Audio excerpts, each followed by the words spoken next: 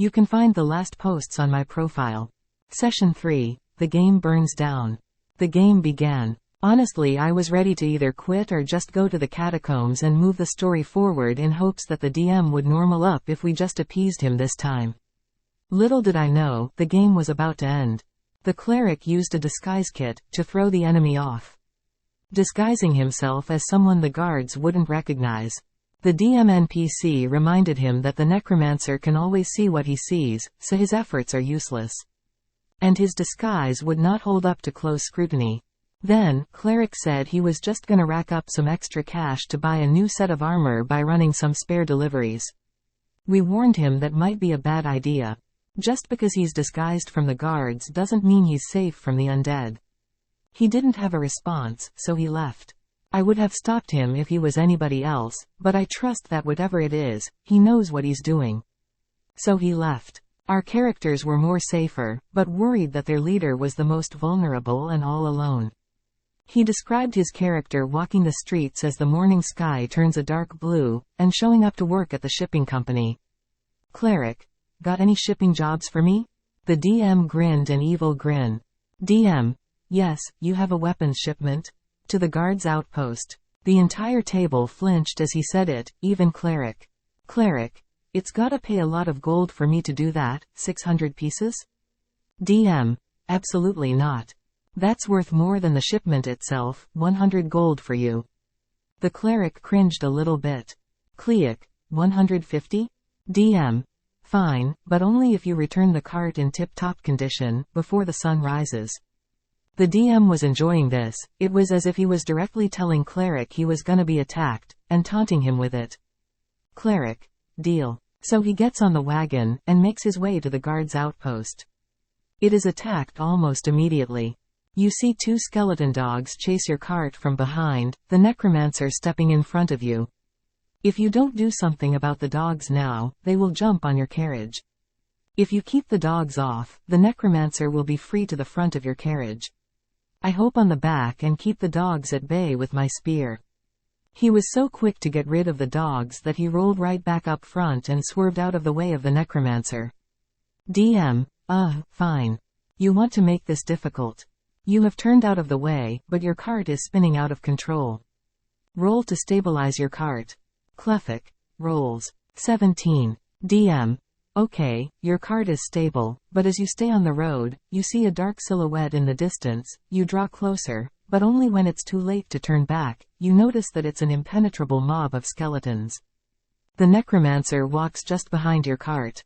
Us players immediately call bullshit. There is no way that the necromancer saw him swerving out of the way on exactly the right street to have a mob of skeletons prepared. But the DM says that the necromancer can foresee all outcomes, and this was just one of them, and that maybe if we took advantage of the information we were provided, we wouldn't be in this mess now, would we? The cleric doesn't seem to be paying attention, just looking at his player sheet. When the DM is finished, he just says, I cast Turn Undead. The skeletons can't touch me. The DM tries to dispute it, but after being hit with the rulebook, he backs off. DM. Well, the necromancer is still following you. Cleric. Yeah, on foot. I speed up and make my delivery. The DM backs off for a while, high fives and handshakes around the table. The DM doesn't look disappointed, he doesn't look sad, he looks actually pissed. But, just as the guard fort enters view, the necromancer jumps aboard the wagon from the side. There's a loud sigh heard across the table. It's clear the DM doesn't even care about being believable anymore, he just wants to rub out the cleric. The DM gleefully talks about how the necromancer is hurling all manner of spells at the cleric. The DM gives the necromancer a surprise round for free. Then the necromancer goes first on initiative order. The cleric doesn't have a lot of health left, so he casts a healing spell on himself as the wagon barrels out of control. The DM describes how the wagon is burning in black and green flames that reek of death, and the cleric can no longer control the wagon. Cleric is hit by another round of magic missiles before crashing the gate of the city guard outpost wide open. The cleric survives the crash, just barely. Prone and on the ground, the DM describes how the necromancer and the city guards approach the cleric, lying 10 feet ahead of the burning wagon, ready to kill the intruder. Cleric. No, they don't. DM. What do you mean? Cleric. You mean to tell me that the guards would rather kill a defenseless delivery boy that they were expecting, and they ignore the person currently casting magic, which you said is punishable by death. Everybody slowly turns to face the DM. He is clearly trying to think of an argument, but cannot, because there isn't one. So he has to make the necromancer and the guards fight. Everybody rolls initiative. The cleric goes first, healing himself and moving to close the gate.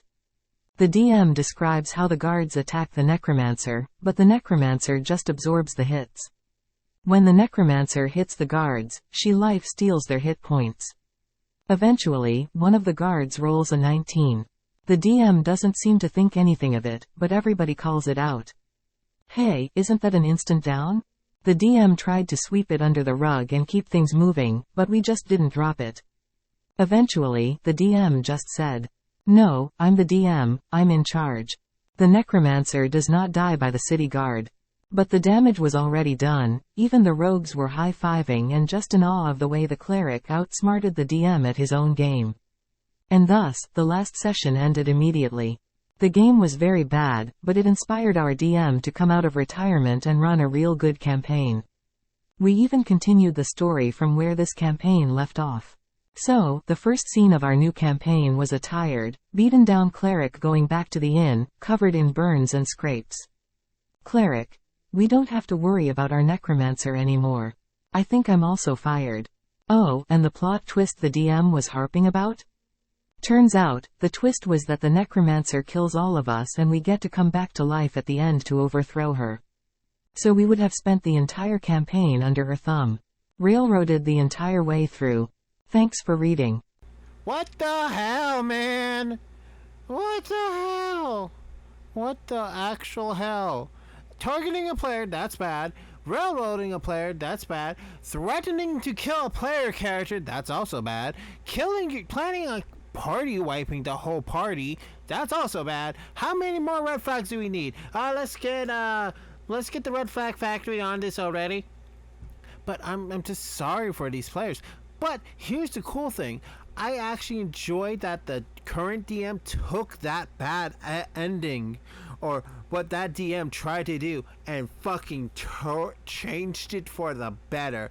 That DM deserves a round of applause. He's one of the heroes.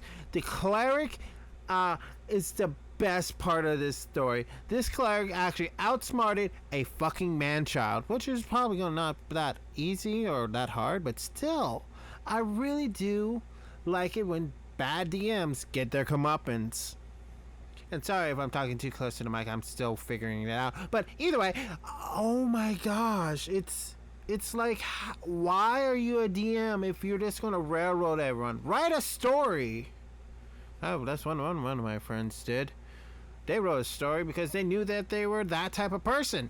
If you want to world build, good. If you want to make it into a module, okay, just playtest and that. However, this is the big however. If you want that type of story and you want to basically kill your players, let them be railroaded throughout the whole thing, just write a book. Write a fucking book. You are a dingus if you do not write a book and you want to railroad your players. You're better off just writing a book. I'm sorry. With that all said and done, I would like to thank you for joining me today with this RPG horror story. And I'm glad that that cleric actually got rid of the man-child. That was pretty funny in my book. Using logic against a person is always fun. Even if you say, I reduced your logic and use it against you. Either way, if you haven't already, please give me a like, a comment, and subscribe to the channel. I really do hope that we can make it to 100 subscribers in year's end. If not, maybe year's beginning.